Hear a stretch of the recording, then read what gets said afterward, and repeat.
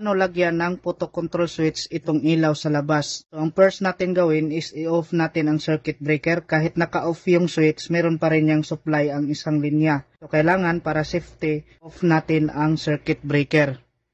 Next, putulin natin ang linya dito para maikabit natin ang photo control switch.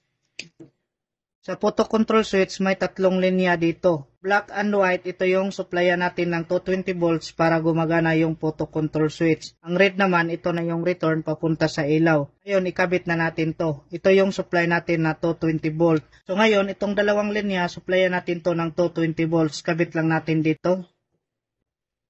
Dito naman sa kabilang linya. So, line to line or live to neutral, okay lang to kahit magkabaliktad yan. Ngayon, ang isang linya ng ilaw natin, ilagay natin dito. Tapos, itong return natin ay dito natin i-connect sa isang linya sa ilaw. Ngayon, lagyan na natin ang electrical tape. Ang trabaho ng photo control switch ay automatic on and off ito. Kapag tuwing hapon na, nasense niya na ang dilim, automatic on yung bulb. Pag umaga na, nasense niya na ang liwanag, automatic off yung bulb. So, para matry natin, try natin takpan ito para masense niya ang dilim. So, maghintay lang tayo ng ilang segundo, iilaw na yan. Yan, makikita nyo, automatic on siya kapag nakasense siya ng dilim.